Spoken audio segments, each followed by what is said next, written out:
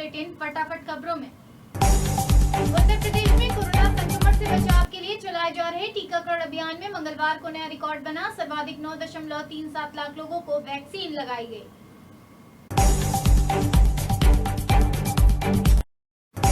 मुख्यमंत्री योगी आदित्यनाथ ने जनसेवा की मिसाल पेश करते हुए लोहिया संस्थान की महिला रेजिडेंट के फेफड़ों को प्रत्यारोपित करने के लिए 1.5 करोड़ रुपए की धनराशि जारी की है।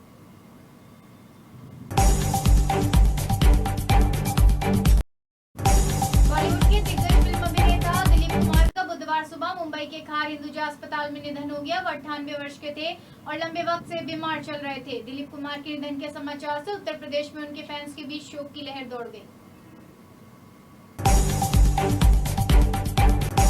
उत्तर प्रदेश में विधानसभा चुनाव से पहले राजनीतिक सरगर्मियों के साथ जांच एजेंसियों की सक्रियता भी बढ़ने लगी है। जांच एजेंसियों ने कई बड़े घोटालों की जांचों में अपने कदम बढ़ाए हैं। इसे लेकर राजनीतिक गलियारों में भी हलचल तेज हो गई है।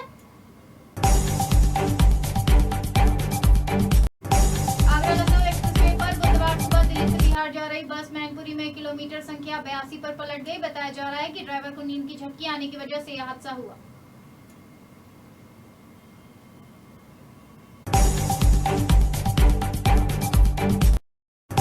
Doctor APJ Abdul Kalam technical university के घटक संस्थान IIT में इस सत्र से 2 नवीन पाठ्यक्रम शुरू किए जाएंगे। इसके साथ ही नई शिक्षा नीति के अनुपालन में विवि के संबद्ध संस्थानों में बीटेक कंप्यूटर साइंस हिंदी में भी संचालित होंगे।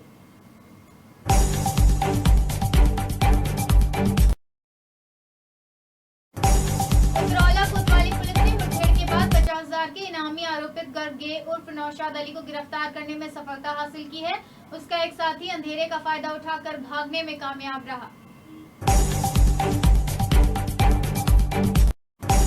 प्रयागराज जिले के नवगठित ब्लॉक श्रृंगेरपुर में ब्लॉक प्रमुख के लिए नामांकन पत्र खरीदने से सपा उम्मीदवार को फॉर्म लेने से रोक दिया गया।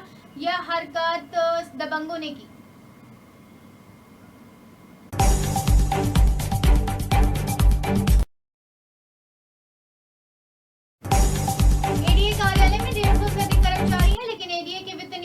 सिद्धार्थ शंकर त्रिपाठी प्रधान लिपिक कार्यालय की कर्मचारी पर इतने अधिक मेहरबान क्यों थे? 2 माह पूर्व वित्त नियंत्रक की सिफारिश पर युवती का तबादला लेखा अनुभाग में हुआ था। सेवानिवृत्त IAS अधिकारी की बेटी को लव जिहाद के जाल में फंसाने वाले आरिफ हाशमी ने मंत्रांतरण से लेकर निकाह तक की फुल प्रूफ प्लानिंग की थी। पहले नाम बदलकर उसने हिंदू रीति रिवाज से शादी कर ली, जिससे उस पर भरोसा हो गया। 1 वर्ष बाद ही उसने अजमेर शरीफ ले जाकर महिला का मतांतरण कराया।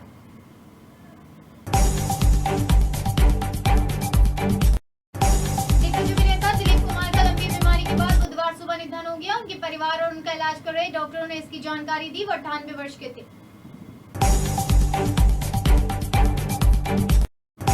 भारतीय प्रधानमंत्री नरेंद्र मोदी ने अमेरिका के 245वें स्वतंत्रता दिवस के मौके पर अमेरिकी राष्ट्रपति जो बाइडेन से फोन पर बात की और उन्हें बधाई दी। उधर मोदी ने चाइनीज कम्युनिस्ट सिस्टम पार्टी के CPC के 100वें स्थापना दिवस पर कुछ भी नहीं कहा।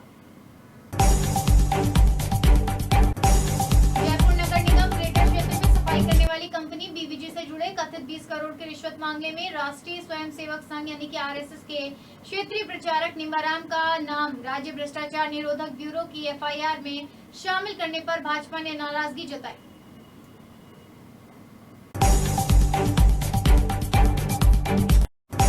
राजस्थान में मंगलवार को दूसरे दिन भी वैक्सीनेशन का काम बंद रहा। राज्य के चिकित्सा मंत्री डॉक्टर रघु शर्मा का कहना है कि केंद्र सरकार से वैक्सीन की जो खेप आनी थी वह नहीं आने के कारण वैक्सीनेशन का काम बंद है।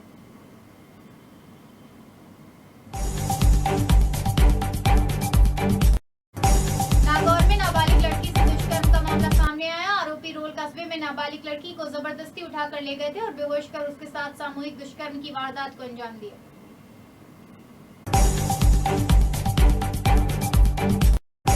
राजस्थान में कोरोना कम पड़ते ही अब बच्चों के लिए स्कूल अनलॉक करने की तैयारी चल रही थी। शिक्षा विभाग ने 15 जुलाई से बड़ी कक्षाओं में ऑफलाइन पढ़ाई शुरू करने का प्लान तैयार किया। पहले फेज में 9वीं से 12वीं तक के बच्चों को स्कूल बुलाया जा सकता है।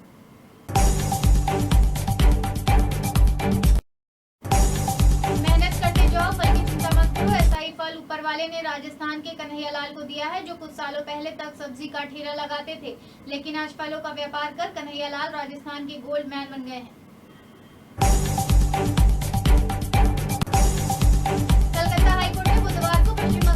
मुख्यमंत्री ममता बनर्जी पर 5 लाख रुपए का जुर्माना लगाया। ममता पर यह जुर्माना उनकी चुनाव याचिका की सुनवाई से जस्टिस कौशिक चंदा की बेंच को हटाने की मांग के बाद लगाया गया।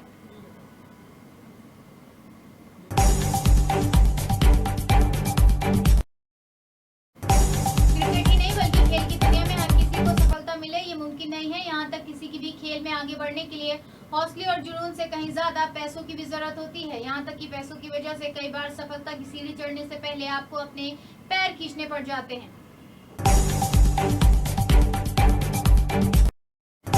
लालू प्रसाद यादव की बड़े बेटे व आरजेडी विधायक तेज प्रताप यादव की मंगलवार की रात अचानक तबीयत खराब हो गई। सूचना मिलते ही बड़े भाई के पटना स्थित सरकारी आवास पर चिकित्सक लेकर तेजस्वी यादव पहुंचे।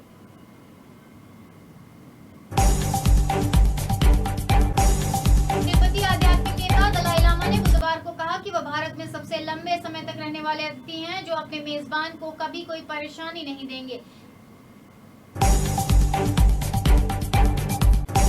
प्रधानमंत्री नरेंद्र मोदी मंगलवार शाम 6 बजे कैबिनेट का विस्तार करेंगे। माना जा रहा है कि बदलाव के बाद ये मोदी की सबसे युवा और टैलेंटेड टीम होगी। वहीं कैबिनेट विस्तार के साथ ही कुछ मौजूदा मंत्रियों को हटाया जा सकता है। अलवर के तिजारा के बैंगनखेड़ी गांव में पुलिस की स्पेशल टीम ने 30 साल के युवक असरुद्दीन को गिरफ्तार किया जो टेलीग्राम पर इस्लामिक मीडिया ग्रुप बनाकर आतंकी संगठन जैश-ए-मोहम्मद, अल-कायदा व ISIS की नीतियों को प्रसारित करता था।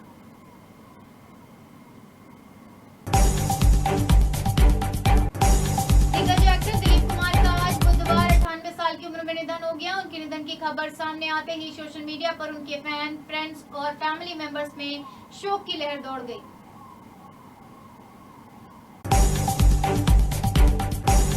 नाका के मोतीनगर स्थित राजकीय बाल गृह से भागी 5 संवासिनियों में से 2 को बरामद कर लिया गया है। बुधवार को एक संवासिनी सीतापुर से बरामद की गई। इसके पहले एक को मंगलवार को कानपुर के बिठूर स्थित गांव से पुलिस ने ढूंढ निकाला।